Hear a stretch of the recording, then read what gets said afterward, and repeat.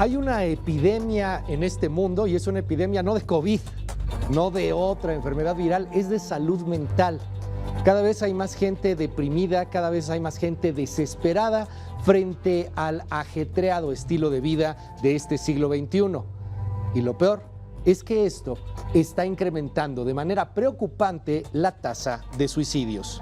Esta noche, aquí en Contracara, vamos a platicar justamente sobre el suicidio. Muy buenas noches, yo soy Luis Cárdenas. Comenzamos.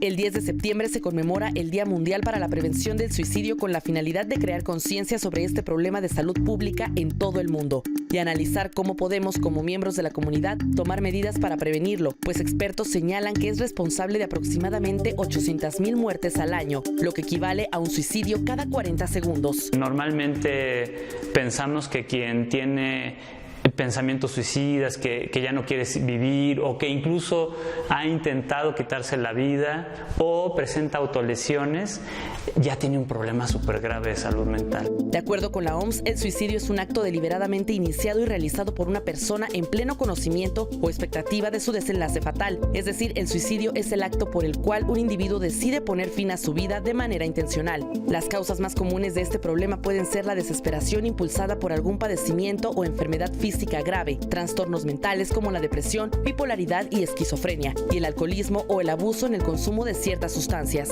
Además, los altos índices de violencia, las condiciones sanitarias y las dificultades socioeconómicas pueden ser factores de riesgo para el suicidio, principalmente en la población joven. La depresión es propiamente un padecimiento mental en donde se presentan una serie de síntomas tanto físicos como mentales. Y en casos muy graves también puede haber pensamientos de no querer continuar con la vida. Datos de la Asociación Internacional para la Prevención del Suicidio señalan que esta situación se encuentra entre las 20 principales causas de muerte a nivel mundial para personas de todas las edades. La OMS indica que el suicidio es la cuarta causa principal de muerte entre jóvenes de 15 a 29 años y expertos calculan que en 2029 sea la segunda causa de mortalidad juvenil. Según datos del Instituto Nacional de Estadística y Geografía, tan solo en 2020 se registraron 7,896 suicidios en México, 700 más en comparación a 2019. Del total de personas que cometieron suicidio, 2,293 tenían de 20 a 29 años y 1,260 eran adolescentes de 10 a 19 años. En este problema de salud pública influyen múltiples contextos y factores, incluso de género, ya que a pesar de que los intentos de suicidio son más frecuentes en mujeres, los hombres son más propensos a completar el suicidio, pues tienden a usar métodos más letales como armas de fuego y el ahorcamiento. Los hombres tienen intentos que son más letales a la hora de cometer actos suicidas comparados con las mujeres, pero también sabemos que las mujeres tienen mayor número de pensamientos o ideas suicidas que sin embargo no llegan a veces a cometerse, y esto tiene que ver con un sesgo de género, probablemente porque las mujeres encuentran más espacios para expresar esas molestias. A nivel mundial resalta la necesidad de campañas de educación sobre el tema, debido a que el estigma, los tabúes, los mitos y en general la falta de conciencia siguen siendo los principales obstáculos para la búsqueda oportuna de ayuda para el suicidio. Sin embargo, es una situación que se puede prevenir y en el caso de México existen diversos recursos disponibles para toda la sociedad, como la Línea de la Vida, que cuenta con asesoría especializada para atender la salud mental de quienes lo requieran. Pero muy buenas noches, bienvenidos a Contracara. Yo me llamo Luis Cárdenas, estamos en El Heraldo Televisión. Quiero que se una a la conversación, síganos en @elheraldo de México. Hoy vamos a platicar de un tema muy preocupante en todo el mundo y es la depresión, la crisis de salud mental que estamos viviendo, que nos lleva, por desgracia, al tema del suicidio. Hace unos días se celebró el Día Mundial sobre la conmemoración y reflexión en torno al suicidio. Para esta mesa de análisis vamos a tener a una paciente sobreviviente, a un psicólogo y a una psiquiatra con nosotros. Saludo primero a la doctora Guadalupe Rojo, ella es psiquiatra. Bienvenida, doctora. Gracias por estar aquí en Contracara. Muchas gracias. Está aquí con nosotros también el día de hoy Avelina Hernández Delgado. Ella es superviviente. Avelina, en particular a ti, quiero agradecerte mucho que estés aquí, mucho por la valentía y por confiar también en nosotros. Gracias, Avelina. Es un placer. Muchas gracias. Gracias. Y vamos a platicar también en esta noche con el doctor Carlos Valencia Barrera. Él es director general de Efecta Cum AC, es un servicio de salud mental, es un suicidólogo y psicólogo, especialista en postvención y prevención del suicidio. Doctor, también bienvenido. Muchas gracias, muchas gracias. Muchas gracias, Luis. Es un gusto estar con todos ustedes. Bienvenidos, bienvenidos. Muchas gracias por estar aquí.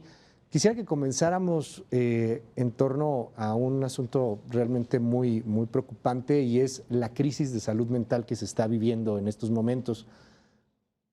¿En qué escenario estamos? ¿Por qué cada vez es más frecuente que la gente acuda a los psicólogos o a los psiquiatras, o al revés, que tengan un tabú por querer acudir a los psicólogos o a los psiquiatras? Quisiera comenzar contigo, doctora. ¿Cómo has visto el panorama, máxime a raíz de pandemia y a raíz de estas crisis que se están viviendo en el mundo? Perfecto. Pues creo que siempre ha habido problemas de salud mental y actualmente se está viendo una gran revolución en cuanto a medios de comunicación, en cuanto a conversación en general en la población, y hay mucha mayor conciencia sobre salud mental, ¿no? Entonces, que los problemas siempre han existido, pero ahora creo que hay mucho menos tabú y mucha más apertura a hablar de los temas, a buscar ayuda. Entonces, quizá antes los metíamos abajo de la alfombra, pero ahorita están a la luz y creo que es algo bastante positivo. Esto que mencionas, el tabú, doctor, está muy presente particularmente en sociedades un tanto conservadoras, quizá como la mexicana, o no tanto. Yo conozco mucha gente que tiene miedo de ir al psicólogo o de ir al psiquiatra, o inclusive que no tienen idea de cuál es la diferencia entre uno y otro, que ahorita entramos a ese asunto. ¿Cómo ves eso? ¿Hay un tabú por ir a buscar ayuda para la salud mental? Creo que hay un cambio de paradigma que hay que estar de acuerdo y hay que asumirlo. La salud mental refiere al bienestar integral. Entonces me parece que el hecho de recurrir a un especialista, a un profesional de la salud mental, primero requiere de valor y no de temor. Muchas de las veces estamos colapsando y buscamos la ayuda cuando tenemos ya el agua hasta el cuello. Lo que buscamos en realidad es hacer conciencia. Hay un tabú porque hay ignorancia, porque hay mitos en torno a esto, y yo prefiero decir mentiras en torno a la salud mental. Casi siempre personalizamos la ayuda. ¿Cómo voy a ir con una persona que me va a ayudar? A lo mejor está peor que yo, ¿no? El problema no es este. El problema es que uno está en función a la resolución del conflicto, a la medicación, como la doctora aquí presente. Pero sí, tenemos que quitar el estigma, aclarar el enigma de por qué la salud mental. Es decir, no hay salud integral sin salud mental. Claro. Y creo que por ahí podemos empezar. A ver, ¿qué hace usted que me está viendo en estos momentos, que nos está acompañando y que nos permite acompañarlo en el Heraldo TV aquí en Contracara? ¿Qué hace usted cuando se siente malito de la panza? Cuando le duele la rodilla. A lo mejor es para un día, ok, ya pasó, ¿no? Oiga, si el dolor ya tiene 5 semanas, no sé, si empieza a ser insoportable, le apuesto lo que quiera a que usted va a ir al médico, va a ir al doctor, ¿verdad? Entonces yo les quiero preguntar, ¿por qué no hacemos lo mismo cuando tenemos un problema con cómo nos sentimos? Porque si estamos tristes, porque si tenemos problemas, porque si no estamos sintiendo que pertenecemos a un entorno, ¿por qué no acudimos al doctor? Dime. Pues yo considero que especialmente en salud mental hay una normalización del síntoma, ¿no? Como, bueno, me siento triste, pero no tanto. Estoy ansioso, pero no tanto. Y también, como culturalmente, es difícil decirle a tus papás, a los compañeros de trabajo, oye, hoy no me pude salir de la cama, ¿no? Porque es como señal de debilidad o señal de, justo, ¿no? El tabú de estoy loco. Sí, claro. Entonces, pues, también ahorita, ¿no? Al hablar un poco más de salud mental, de acudir a servicios, creo que también hay mayor apertura de decir esto no es normal, o creo que ya no me estoy sintiendo tan bien, ¿no? Cosa que, pues, al final sí llevaba a que la gente estuviera hasta el cuello cuando ya simplemente no podía más. A ver, esto de que nos tenemos que sentir superiores, nos tenemos que sentir muy fuertes. Cuando nos duele la rodilla o cuando nos duele la panza, en mi ejemplo muy frívolo, ¿a poco nos dicen, échale ganas para que se te quite el dolor de panza, ¿no? Échale ganas para que se te quite el dolor de panza. ¿Cómo ha sido entender la salud mental, Avelina? Porque seguramente, digo, lo vivimos cuando no estamos cerca de especialistas, a veces nos parece como que un escenario muy, muy externo, ¿no? Como algo raro acudir a especialistas en salud mental. ¿Cómo fue un acercamiento contigo? Bueno, pues yo a la pérdida de mi hijo que se suicidó después de la muerte de su papá, los 11 días de la muerte de su papá, pues entra uno en depresión, entra uno en 1000 sentimientos, en 1000 culpas, en 1000 preguntas sin respuestas, y uno sola no puede. Realmente, como dice usted, toda la gente nos dice, échale ganas, ya no llores, tienes que salir adelante, pero nadie sabe el dolor que uno lleva por la pérdida de un hijo, y en la forma en la que se van de suicidio es peor, porque pues a veces siento que yo fallé como mamá, pero he encontrado apoyo. Bueno, tuve una tanatóloga que gracias a mi hermana me pagó y estuve con ella, me ayudó. Ahorita estoy con una psicóloga, ya voy saliendo, casi me dice, ya vamos muy avanzadas. Tuve las 2 pérdidas en un mes, 11 días. La de mi esposo por COVID y después a los 11 días, al mes 11 días, muere, bueno, mi hijo decide quitarse la vida. Lo siento mucho. Sí, entonces, pues no tenía apoyo de mi esposo, me quedé totalmente sola, viviendo los dos, pues las 2 muertes, ¿no? Entonces, llegó el momento que sí yo decía, ya no quiero estar aquí. Llegó el momento de quererme hacer lo mismo que mi hijo. Pero, Gracias. pues aquí estoy. Gracias, Abel. Aquí estoy y... Muchas gracias y de verdad gracias por el tema. Es difícil porque no se trata de un show, o sea, y eso sí yo quisiera que lo dejáramos muy claro. O sea, no se trata de un show, se trata de que este tipo de cuestiones pasan y de que la vida es muy difícil en algunos momentos y necesitamos apoyo de expertos. Sí, sola no podemos. Yo quiero, casi nos vamos a ir a una pausa en un momento. A ver si podemos traer un pañuelo para Abelina, por favor, si nos pueden ayudar aquí en producción. Pero quiero plantear aquí sobre la mesa algo, y es importante. ¿Por qué tenemos que acudir con especialistas de verdad? Y lo digo contigo, doctor, contigo, doctora. Si te metes a las redes sociales, empiezas a ver una cantidad de gente que no tiene estudios absolutamente de nada, que te dice que le tienes que echar ganas a la vida y que además te cobra un dineral o no tanto, llamándose, no sé, coach, autoayudas, cosas por el estilo. No sé si eso sea correcto o incorrecto, pero que lo hacen ver como algo fácil cuando lo que necesitamos es realmente tener una atención integral de especialistas, doctora. Sí. Ahorita sí hay, justo con esta popularización de la salud mental, pasa que se vuelve como un mercado. La cosa es que toma años de estudio, de práctica, de constantemente estar enfrente de pacientes para empezar a entender un poco cómo funciona cada paciente, ¿no? Y cada paciente sigue siendo un nuevo descubrimiento. Nunca se vuelve fácil, nunca es igual. Entonces, pues es esto, ¿no? Sí buscar gente que esté bien preparada porque hay veces que resulta contraproducente. Sí. ¿Te pasó algo así en la búsqueda de especialistas de ayuda? Una amiga está en eso de los coach. Me cobraba 6,000 pesos, pero es gente que, como dicen, no preparada. Y creo que iba a salir peor.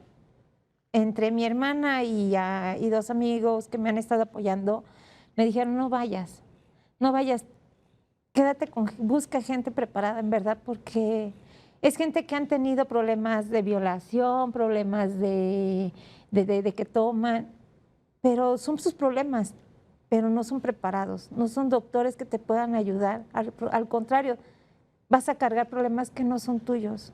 Entonces, le dije a mi amiga que no, que muchísimas gracias. Y le digo, la última doctora que tengo ahorita, Denise, me ha sacado adelante bien. Dime, doctor, en el caso de estos asesores de vida, coach, gente que de verdad pues, a través de las redes lo hace y bueno, pues te ofrece salir adelante? ¿Es un problema dentro del gremio? ¿Qué opinión te merecen?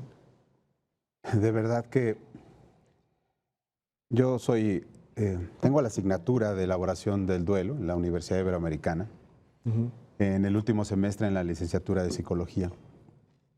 Y la pluralidad de disciplinas, el abordaje, me queda muy claro que la formación, el atender pacientes, el estar avalado por una institución médica de salud mental, académica, es importante.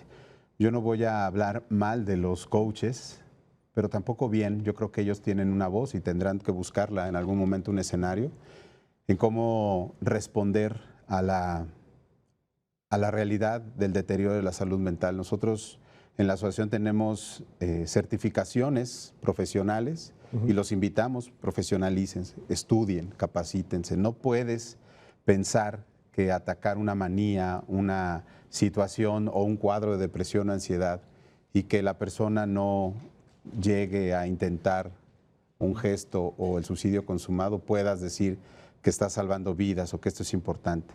Me parece que el perfil empresarial al perfil de salud mental son totalmente diferentes.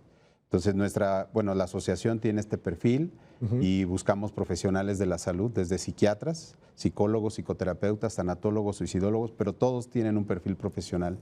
Tenemos gente con doctorado, gente que está estudiando, egresados de la universidad. Entonces, me parece prudente decir esto de coach de vida o coach ejecutivo, deberían de enfocar un poco más allá de lo empresarial, sino el sentido de veracidad, de evidencias en el acompañamiento tanatológico, suicidológico o en salud mental de manera integral. Vamos a ser un poco prácticos. La gente no sabemos a veces a dónde acudir cuando nos duele un riñón o tenemos un problema de un riñón. No sabemos que hay unos doctores que se llaman nefrólogos y que te pueden ayudar al tema de la salud en tu riñón. O ir al gastroenterólogo, pues no sabemos que hay que ir con ese cuando tienes problemas en el esófago o en el estómago. Estas especializaciones a veces no están y por eso quizás es muy sencillo, dentro de una visión de marketing, caer quizá en la atención incorrecta para la salud mental. Así que les pregunto, ¿cuál es la diferencia entre un psiquiatra y un psicólogo? ¿Están peleados, doctora? Bueno, todo lo contrario, ¿no? La única diferencia es que nosotros hicimos medicina como licenciatura y luego hicimos psiquiatría y los psicólogos hicieron una licenciatura en psicología. O sea, tú eres doctora médica. Ajá, doctora del cuerpo. Ajá. Del cuerpo en general. Sí. Y realmente lo único que hacemos distinto es que tenemos un recetario que dice nuestra cédula de médico o especialista y la firmamos. Pero en realidad creo que a un psiquiatra que no trabaja con un psicólogo le falta equipo, ¿no? Siempre tenemos que trabajar en mancuerna. Y también es un trabajo al ser un trabajo tan pesado, siempre es importante tener a alguien con quien rebotar los casos, con quien discutirlos. Entonces creo que se necesita a fuerza un equipo de trabajo que tenga un psiquiatra para la parte bioquímica, y un gran equipo de psicólogos bien preparados que sepan cómo acompañar a tu paciente, que sepan cómo darle herramientas a tu paciente cuando a veces por la carga de pacientes que tenemos de 15 minutos a veces en la institución hasta 1 hora para ver pacientes y se satura. Entonces, tener un gran equipo de psicólogos ayuda a llevar el acompañamiento que los pacientes merecen. ¿Cuál es la diferencia, doctor? Muchas gracias. Creo que la diferencia está tanto en el objeto como en la intervención del fenómeno, del trastorno. Y me parece que los abordajes se complementan. Como psicoterapeuta les puedo decir que no hago una referencia sencilla a los psiquiatras, es decir, les llevo casos complicados. A veces no podemos, es decir, el mejor elemento que podemos hacer para ayudar, para colaborar, es tener un grupo de psiquiatras. Yo trabajo con 2 asociaciones de psiquiatría, una en Ciudad de México, otra en Cancún, y refieren, es decir, la medicación ataca el síntoma, se puede trabajar, y nosotros hacemos el acompañamiento suicidológico. Y esa mancuerna durante estos 10 años ha resultado formidable. tenemos una tasa de 0 suicidios desde la que persona ingresa en proceso de acompañamiento terapéutico con nosotros, perdón. Los psiquiatras pueden prescribir medicamentos, ¿no?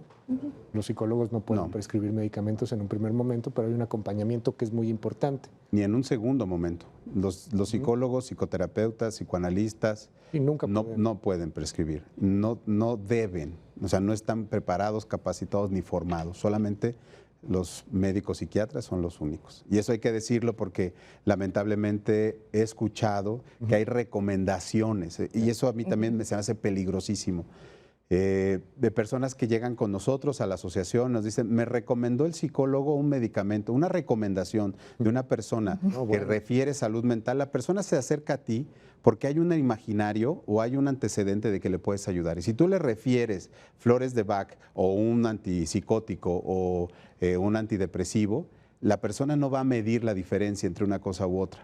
O sea, lo va a hacer y la pones en riesgo. Primero de buscar el medicamento. O sea, si tú no puedes prever la salud mental integral, ¿sabes qué? Déjaselo a un especialista. Pero no le digas a la persona que puede salir con cierto tipo de demancias o cierto tipo de falacias médicas. ¿En algún momento requeriste de atención médica, de fármacos, Abelina? Sí, los 2 primeros meses estuve con el psiquiatra y me dieron para los nervios. ¿Cómo fue la experiencia con esos fármacos, con esas medicinas? Pues nada más estuve viviendo con mi hermana esos 2 meses porque tenían miedo de que igual, como dice el doctor, a veces uno le mandan la mitad de una pastillita y quisiera uno tomársela toda, ¿no? Para quitarse tanto dolor que siente uno y querer dormir porque las noches son eternas, le da uno vueltas a la cama, a la cabeza y todo. Y yo le decía a mi hermana, dame completa, ¿no? Para dormirme más, le digo, porque siento que no. Pero fue un proceso nada más de 2 meses, porque yo no quería, pues como dicen, estar con medicamentos. O sea, yo quería estar bien. Eras dependiente, ¿no? Ajá, yo quería estar bien porque quería estar por mi hermana, que era el único que tengo ahorita ya. Quería estar bien porque yo la veía preocupada, claro. Porque todo el mundo pensaba que yo quería hacer lo mismo. Sí cayó en mi cabeza, pero pues no tuve el valor a lo mejor, ¿no? Yo a veces digo, mi hijo tuvo mucho valor, pero a la misma vez no nos dimos cuenta, a lo mejor ya mi hijo ya traía a lo mejor situaciones y nunca nos dimos cuenta, como dice la doctora, son muy calladas estas enfermedades. Hoy analizo muchas cosas de mi hijo anteriormente y hoy como sobreviviente, hoy les puedo decir a los papás que tenemos que estar muy al pendiente, a veces hasta de pequeñas cosas de los jóvenes o hasta niños, ¿no? Mi hijo era muy reservado en a veces decir las cosas, en expresarlas, y yo decía, pues es normal, ¿no? Pero no. Desafortunadamente hay que platicar mucho hoy en día con ellos. Hoy sé que mi hijo me puso en este lugar, lo que no le pude haber dicho o platicado con él. Hoy quiero que los papás o los jóvenes que nos estén viendo sepan que no es una alternativa quitarse la vida. Todo dolor, todo sufrimiento, todo lo que pasamos tienen solución. Y no saben qué dolor le dejan a la familia o a los papás. Abelina, gracias, de verdad, muchas gracias. No. Vamos a irnos a una breve pausa y les parece, doctores, Abelina, si regresamos y platicamos justamente sobre esto, cómo detectar pues este tipo de cuestiones, cómo detectar un tema de alguien que a lo mejor pueda estar en un riesgo de suicidio, e inclusive también pues de algunos otros síntomas de salud mental, depresión, las epidemias que estamos viviendo. Regresamos, esto es Contracara, estamos en el Heraldo Televisión. Síganos, por favor, únase a la conversación en nuestras redes sociales, @El Heraldo de México. Seguimos.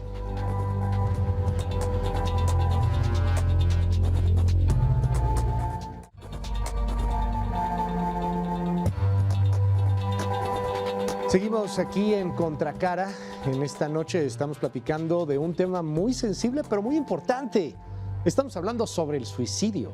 Estamos hablando sobre la crisis de salud mental que padece el mundo entero. Nos fuimos a la pausa para dejar pendiente el asunto de cómo poder detectar cuando una persona necesita una atención de salud mental, cuando una persona incluso puede estar en riesgo de suicidio. ¿Cómo se puede detectar esto? Te quiero preguntar, doctora, ¿cómo podemos detectar qué pasa con una persona que necesita ayuda? De repente nos dicen, es que son gritos de ayuda. Bueno, ¿cómo lo podemos detectar? ¿Se puede detectar?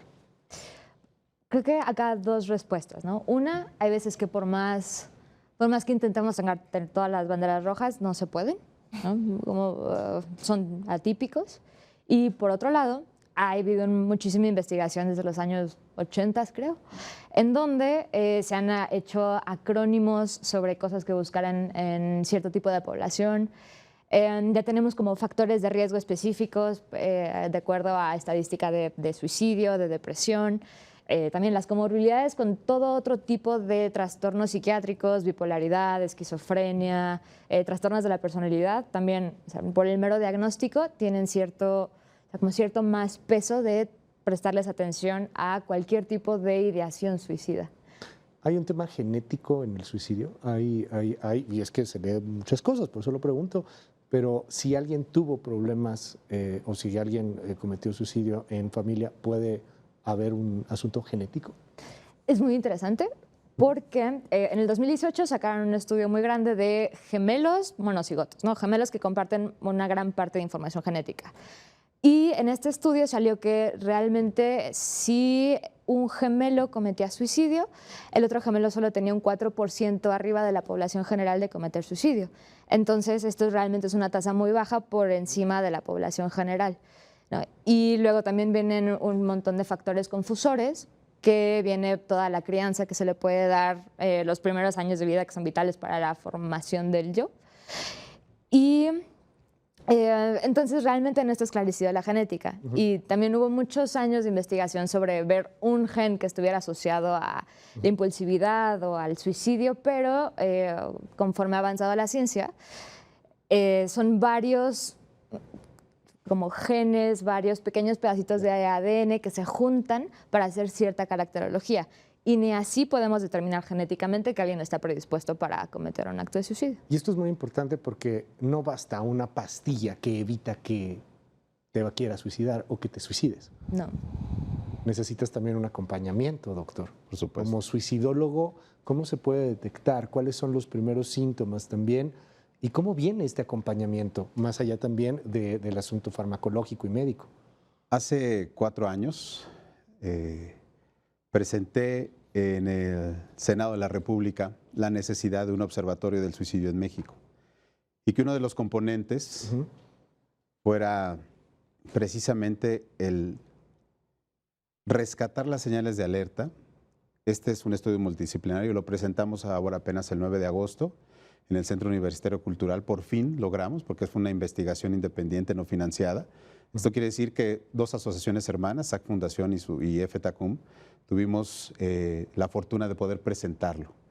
Y en estas 43 diapositivas nos dimos a la tarea de que los recursos testimoniales, los recursos médicos, los recursos psicológicos, ambientales, porque el fenómeno del suicidio es multifactorial y tiene que ser abordado desde todas esas instancias. Y me parece que lo que hemos encontrado es muy sencillo. Es decir, las señales de alerta del comportamiento de las crisis suicidas, primero es el cambio de humor, la aparición de comportamientos desafiantes, agresivos, ¿no? Cambios de horarios, cambios de hábitos, muchas veces el aislamiento social, desinterés por las cosas que antes te interesaban muchísimo, ¿no? El consumo repentino de alcohol y drogas, ¿no? Que no haya un antecedente, la indiferencia a todo el entorno, ¿no? Acciones temerarias o riesgos innecesarios, autohumillación, falta de concentración, pérdida de sueño, trastorno del humor, trastorno de alimentación, dormir. Es decir, son señales que hay que estar atentos, hay que estar observando, hay que estar monitoreando. Muchos, en España se decía que esto de los gestos suicidas, los intentos suicidas, por cada suicidio hay, por cada suicidio hay 10 intentos. Entonces eso quiere decir que hay una ventaja de prevención. Por cada suicida hay 10 intentos. Por cada suicidio consumado, de esa persona hay 10 intentos previos. aproximadamente. O Es sea, decir, no siempre se detrás da de los en el números primer también, momento. sí, estadísticamente hablando. La proyección nos dice eso, pero por supuesto hay factores precipitantes. Desde un diagnóstico preexistente de depresión, ansiedad, posiblemente pueda detonar un gesto suicida o un intento suicida, ¿no? Avelina, en todo esto que has vivido como superviviente en esta pues circunstancia tan difícil que te ha tocado con tu hijo por la muerte de tu esposo, como nos contabas hace un momento, ¿cómo se pueden detectar de pronto síntomas, focos, etcétera? Hace un momento nos decías algo en torno a tu hijo que reflexionabas. Pues después de la muerte de mi esposo, mi hijo tenía planes, o sea, estaba triste, pues como todo.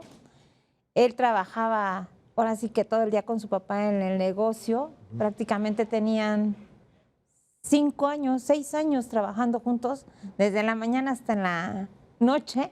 Entonces, pues sí lo veía triste, pero nunca lo vi mal, bueno, para haberse hecho eso, nunca lo vi mal, a tal grado de quererse haber quitado la vida.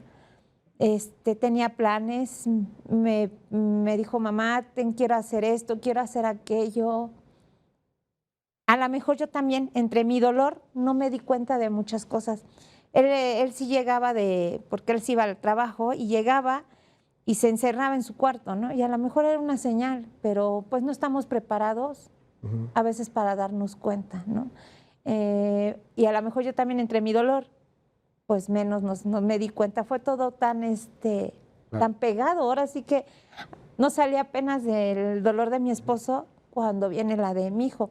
Entonces, hoy que estoy a lo mejor ya más tranquila, que va a cumplir 1 año, mi hijo, sí me detecto de que él tenía tristeza, tenía ansiedad, estaba muy vulnerable. También a veces él hizo falta mucho cuando falleció mi esposo, sus amigos. Y él traía mucho dolor, mucha nostalgia, porque nadie de sus amigos fue a verlo. Pero como mi esposo había muerto de COVID, él no me entendía o no entendía que la gente no se podía acercar. Entonces sí lo vi. Hoy me doy cuenta que mi hijo, pues sí, nos dio señales de que tenía mucha tristeza, mucha ansiedad, pero nunca pasó por mi corazón o por mi mente. Si no hubiera pedido ayuda, ¿no? Pero pues no estamos preparados a esto, ¿no? Y como decía, a veces es un tabú, ¿no? Hay veces que a muchas familias que hoy conozco que han pasado por esto les da pena decir que su hijo se suicidó. Y creo que es un tema que lo debemos de decir para que seamos escuchados, para que sea algo que es un foco rojo muy grande. Y mucha gente lo ocultamos por pena, porque la sociedad a veces es muy cruel con las otras, de que decimos es que se suicidó y luego nos señalan, ¿no? Pues, ¿qué hiciste mal? La regaste en algo, ¿no? Qué duro. Pero, pues qué bueno que papis escuchen a lo mejor tantos silencios de nuestros hijos, porque esos silencios, como dicen, son gritos a veces de que necesitan ayuda. Hoy ya no está mi hijo para poderlo hacer. Escuchar, de verdad, muchas gracias, Avelina, por compartirlo y por este testimonio y por esta fuerza.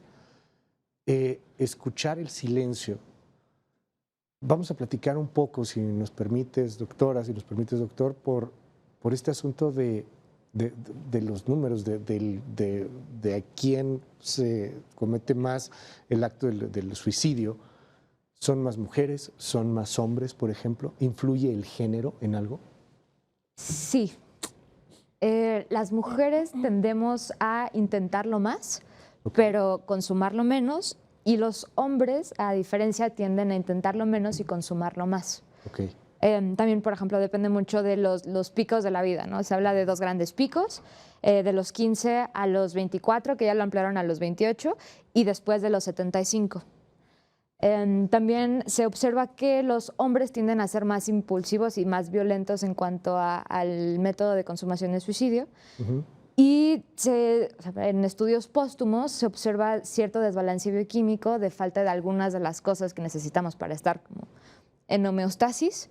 ¿Qué es eso? Homeostasis. Como en equilibrio biológico. Ok. De neurotransmisores específicamente, que pueden predisponer o llevarnos a ser más impulsivos, a más consumo de sustancias. Y pues esto culturalmente se asocia más con hombres, pero conforme va pasando el tiempo se va haciendo más homogéneo, ¿no? Cada vez hay mayor consumo de sustancias en mujeres, cada vez hay mayor impulsividad por parte de mujeres. Ya. Y también hay un factor importante en cuanto a regiones, ¿no? Regiones en donde hay uso de armas de fuego, por ejemplo en Estados Unidos, que no está claro. tan regulado, es mucho más frecuente que sean hombres con armas de fuego en casa, como la estadística más grande. Desde el punto de vista psicológico, yo quisiera preguntarte, obviamente hay todo un proceso, no es que alguien un día necesariamente despierta y toma una decisión de este tamaño. No. Es decir, el gesto, el hacerse daño, puede ser en un momento que no esperaba la lógica, entre comillas, pero la ideación, el deseo, el pensamiento se viene gestando, ¿no? De manera ambiental, de manera conductual, y por supuesto que en algún precipitante la persona decide quitarse la vida por mano propia. ¿Qué es eso de un precipitante? Es decir, puede ser un accidente, puede ser un poco lo que le pasó a Carlos. Hay una situación. No, hay una situación en donde muere el padre y días después Carlos se quita la vida. O sea, puede haber algo que lo detone. Sí, una experiencia colapsante que no puede manejar y en ese momento toda la historia de deterioro se hace presente por el gesto suicida. Déjenme preguntar sobre el asunto particularmente de salud mental en el mundo en el que estamos viviendo. Yo tengo en la mano esta cosa que muchas veces me dan ganas como que de aventarla y ya no estar siendo tan dependiente de que todo constantemente tienes un estímulo y un estímulo y un estímulo. Y las personas tenemos un ritmo de vida extremadamente intenso, lleno de muchos estímulos mentales, de información, etcétera, y también lleno de muchísimas frustraciones. Digo, ni qué hablar de las redes sociales, inclusive. ¿Cómo ha cambiado este mundo en ese sentido, en el marco muy particular de la psiquiatría y de la psicología? Cito rápidamente el Daily Post en el New York Times, es un podcast que se publica todos los días, y hablaban hace poco con algunos pediatras en torno a cómo los pediatras hace 20 años, por ejemplo, eran más bien doctores, decía el pediatra, especialistas en infecciones, especialistas, bueno, que de repente había así como que alguien se quebraba el brazo porque pues eran niños que estaban jugando, ¿no? Y que hoy día los pediatras de repente llegan con que pues son problemas psiquiátricos, problemas psicológicos, debido a un mundo que va a 1000 por hora. ¿Esto influye en algo o más bien estamos exagerando y realmente no tiene nada que ver, doctora? Sí, creo que es muy importante el bombardeo mediático. O sea, como siempre ver las dos caras, ¿no? El lado negativo es que usualmente hay ciertas poblaciones, especialmente pediatría, ¿no? Como de los 18 para abajo, que el cerebro todavía no está completamente desarrollado para filtrar qué es cierto, qué no, qué es lógico y qué no, ¿no? Si veo una imagen y yo creo que esto pasó ayer y que está bien. O, por ejemplo, los niños más o menos alrededor de los 5 o 6 años, a veces hasta los 8, tienen la concepción de que la muerte realmente es definitiva, ¿no? Entonces, como, bueno, se murió tu abuelito, ¿y cuándo lo voy a volver a ver? ¿No? Entonces, también tiene mucho que ver con cómo biológicamente desarrollamos la concepción de la muerte. Y cuando un chiquito está expuesto a estas imágenes, a estos mensajes, pues es muy peligroso. Entonces, sí, como el control parental de todo lo que se ve en los medios es muy importante. Y por otro lado, en cuanto a lo positivo, creo que ha habido una gran lucha social por concientizar de enfermedades mentales, ¿no? Por eso la plática está sobre la mesa y es más fácil decirle a los papás, ¿no? Como, me siento deprimido porque vi en la tele que este niño estaba deprimido. Entonces, no, creo que hay algo que rescatable, pero sí es muy importante controlar lo que ven los chiquitos. Y esto es bien importante porque tampoco se trata de satanizarlo, ¿no? De pronto, satanizado, entonces la culpa es de Internet, de Twitter, de Instagram, de Facebook, de TikTok. ¿Cómo tratar hoy en familia estos temas y saber que a lo mejor estás siendo pues víctima de demasiada información, de demasiada carga de estímulos. La ingeniería familiar es un hecho que hay que revisarla. Cada familia, sus recursos, sus medios, con lo que cuenta, sus tiempos. Uno puede blindar de recursos, uno puede blindar a las personas de estrategias de prevención. El problema es que el otro, la familia como un ente en conjunto, no entiende la pluralidad de contenidos o de pensamiento que hay dentro de la familia. La sobreexposición de las redes sociales es importante. El problema es que no todos tienen la misma capacidad de absorber el mensaje que está ahí. Nos encanta sentirnos observados, validados, pero el problema es que al hablarlo no lo validamos. Nos gusta, pues en las redes sociales, que nos den un like, ¿no? Y como dices, no se trata de satanizar las redes, no se trata de satanizar los medios. De hecho, hay un protocolo de intervención por parte de la Organización Mundial de la Salud a medios para que sepan abordar el tema del suicidio. Y esto es importante que la gente conozca, que las familias, hay un concepto que se llama familias suicidógenas, ¿no? Estamos en una sociedad tanatofóbica, que no nos gusta hablar de la muerte y de las pérdidas. Y cuando alguien lo habla, pero eso sí, alguien dice que se va a suicidar en Facebook, por ejemplo, y la gente está atenta al momento y está grabando. Y pues no sé, las autoridades, policía cibernética, eso en vez de coartar, es decir, hemos visto en los medios la palabra suicidio, nosotros en el canal de YouTube de Carlos Valencia, suicidólogo, censura tras censura por decir la palabra suicidio. Pero vemos una sarta de cosas, después decimos, a ver, ¿dónde está? ¿Cuál es el parámetro para poder moralizar los contenidos de las redes sociales? Es decir, un suicidio en vivo no lo cortan, pero la palabra suicidio te censuran. Sí, claro. El algoritmo ahí sí se pone a trabajar de una manera increíble, ¿no? Y a mí me ha pasado, o sea, lo he visto con creadores de contenido, gente que está en las redes sociales, y entonces no dicen suicidio, o sea, se cierran la boca o ponen ahí algunos numeritos o algo y tratan de no hablar de estos temas porque entonces son prohibidos, son un tema tabú. En este aspecto quisiera que fuéramos un poco con tips que pudiéramos tener para toda la gente que nos está escuchando en torno a la salud mental. Insisto en mi ejemplo, perdón, es muy frívolo quizá, pero si te duele la panza no te dices, pues échale ganas y entonces en algún momento te vas a curar. ¿Cuándo ir con un psicólogo o cuándo ir con una psiquiatra, doctora? Okay. Creo que, bueno, ahorita la tendencia en salud mental es prevención, ¿no? Casi si puedes ir una vez al año a checar que todo esté bien, mejor. ¿Al psicólogo o al psiquiatra? A los dos. Okay.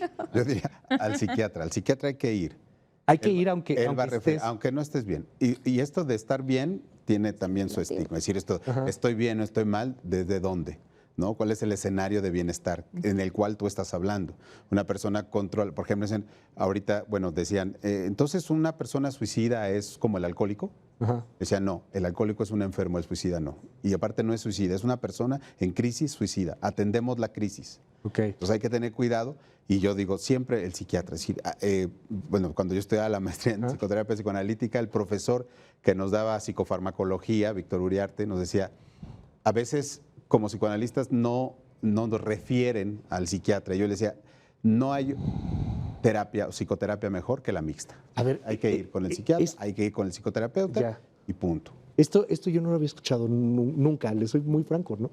O sea, había escuchado que vayas una vez al año para checarte 55,000 cosas, pero no el tema de salud mental. Si uno se siente bien, está contento con la vida, siente que todo está a todo dar, que nunca te pudo haber ido mejor, de todas maneras hay que ir una vez al año al psiquiatra, al psicólogo. Sí, ¿no? Y bueno, especialmente por el ritmo de vida en el que vivimos, que no nos damos cuenta usualmente, ¿no? Pues si todo está bien en la vida, todo está increíble, hay veces que cualquier cosita y de repente todo está terrible, ¿no? Es un poco como casi le llamamos psicoeducación, ¿no? Como poner sobre la mesa lo que puede ir mal, ¿no? Y hay veces que una enfermedad mental, un trastorno incipiente, se manifiesta nada más con trastornos del sueño, ¿no? Que quien no ha tenido alguna noche en vela. Entonces sí, ¿no? Quizá también acudir a veces es muy difícil, pero sí estar al pendiente de tu salud mental, ¿no? En cuanto a medios, hay muchísimas cosas que nos están dando de aplicaciones de sueño, aplicaciones de qué tal me siento con mi imagen física, ¿no? En cuanto a trastornos de alimentación. Entonces creo que sí es importante la prevención y el constantemente estar hablando del tema y saber que el psiquiatra y el psicólogo están a una llamada.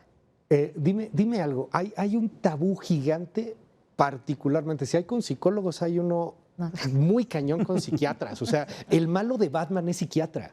Sí. ¿Me explico? O sea, de repente llega un punto todos los que malos, ¿no? todos Doctor, los malos son el psiquiatras. doctor, el otro, el doctor, sí, son los malos. Sí. El asunto, y rápidamente para cerrar, las pastillas, los fármacos, todo el mundo, o mucha gente los sataniza, piensa que, y sí, porque en algunos los provoca, que puede haber una dependencia. ¿Qué decir de ese tema? O sea, el miedo al fármaco que me hará algo a la cabeza. A mí ese es un tema que me gusta mucho y creo que hay a veces muchos mitos y muchas mentiras con respecto al fármaco, ¿no? Pero entre más va avanzando la ciencia, más sabemos que sí hay un desbalance bioquímico de muchísimas cosas, ¿no? Y el cerebro es algo tan particular y tan delicado que en cuanto nos sentimos tristes hay más de la hormona que nos causa estrés y dormimos menos, ¿no? Como cosas así. Entonces hay veces que biológicamente hay mucho que hacer y ahora sí que es como que la conducta es como si fuera el estornudo de que algo no anda bien químicamente. Y viene esta cosa, no conozco a nadie que sea adicto a los antidepresivos, por ejemplo. No son medicamentos que te vayan a hacer más feliz, ni que de repente te vayan a quitar la tristeza, ¿no? Es más bien balancean lo que tiene un desbalance. Y por eso a veces es tan, o sea, como que se plantea desde un inicio. El plan es tantos meses y vemos que al quitártelos persisten los síntomas, lo volvemos a poner. O sea, no es para siempre. No es para siempre, ¿no? Difícil, hay casos particulares en donde sí, pero difícilmente. Y para cerrar en ese tema, pues México, perdón, pero la neta, podemos conseguir un buen de cosas. Y a mí ya me ha tocado ver que te venden el diazepam y te venden un buen de cosas de manera ilegal. Y la gente empieza a tomarlo como si fueran chochitos, ¿no? Como si fuera paracetamol. Digo, ni nada se puede tomar así como que abiertamente, pero pues supongo que hay unos más riesgosos que otros, ¿no? Sí. Sí, por ejemplo, lo que dijiste, ¿no? Diazepam, clonazepam, son benzodiazepinas que sí se ha demostrado que tienen efecto adictivo, ¿no? ¿Quién no es adicto a dormir bien, ¿no? Además de la cosa bioquímica que hace en el cerebro.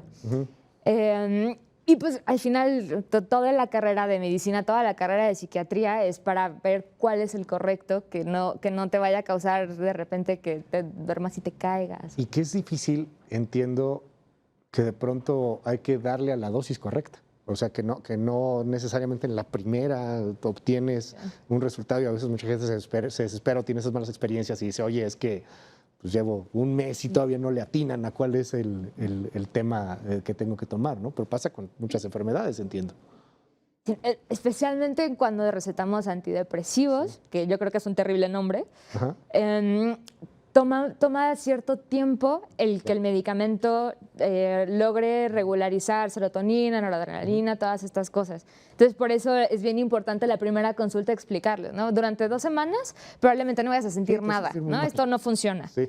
Poco a poco vas a notar pequeñas cositas, ¿no? Primero va a mejorar el apetito, el sueño, y después cuando alguien responde rápido son 6 semanas, pero cuando alguien es un respondedor lento, puedes tardarte hasta 2 meses en sentir la mejoría que el medicamento intenta. Entonces, la primera consulta es bien importante en donde se establecen estas cosas.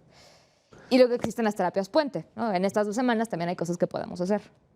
Te quiero agradecer muchísimo por estar aquí con nosotros en Contracara, doctora. Muchas gracias. No, ¿de qué? Muchas gracias. Y prácticamente ya para cerrar, doctor, recomendaciones al auditorio que nos está viendo en torno a la salud mental, ¿cuándo acudir? Me parece que es vital, primero tocar, no quiero sonar un poco místico, pero quiero decirle a las personas, valida tus emociones, siéntelas, si tienes ganas de llorar, llora, pero sobre todo habla. Hay algo que tenemos que cuidar muchísimo, que es el respeto a nuestra persona, hablarnos bien, el autocuidado es importantísimo.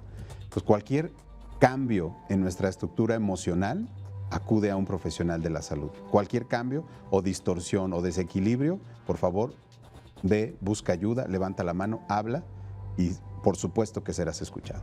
Gracias, muchas gracias, doctor. Para servir. Abelina, muchísimas gracias, No. especialmente a ti. Gracias por este testimonio, por la valentía y por toda la fuerza. Eres un gran ejemplo. Para cerrar, ¿qué le dices a nuestro auditorio? Bueno, yo lo único que les quiero decir a la gente que a veces estamos pensando o piensan en hacer esto, que todo el dolor, todo sufrimiento, todo aquello que nos está doliendo o haciendo daño, va a pasar, pasa. Y no quitándonos la vida o quitándose la vida, resolvemos eso. La vida es maravillosa estar aquí y todo tiene una solución, todo tiene una cura, pero todo es tiempo y Gracias. todo es tener paciencia, pero no suicidarse, porque Gracias. dejan mucho dolor a la familia. Muchísimas gracias, Abelina. No, ¿de qué? verdad, muchas gracias. Gracias a todos por estar aquí esta noche en Contracara, pero sobre todo gracias a usted. Ya nos volvimos a desvelar, oiga, ya es medianoche. Descanse, pásela muy bien. Síganos en @El Heraldo de México. Esto fue Contracara. Yo soy Luis Cárdenas. Bye bye.